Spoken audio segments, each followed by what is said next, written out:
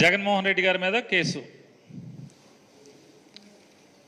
ఇదే చెప్తున్నాను. ఏం కేసు ఇది? 2021లో రఘురామ కృష్ణరాజు గారిని పోలీసులు అరెస్ట్ చేశారంట. సిఐడి పోలీసులు అరెస్ట్ చేసినప్పుడు ఆయన్ని హత్య చేయబోయారంట. ఆ హత్య చేయబోయితే దానికి అన్నిటికీ కుట్ర ఏంటంటే జగన్మోహన్ రెడ్డి గారు మూడో ముద్దాయి అంట. రఘురామ కృష్ణరాజు గారు జైల్లో ఉండి ఒకరోజు అనుకుంటా, ఆ జైల్లోంచి ఆయన బెయిల్ మీద,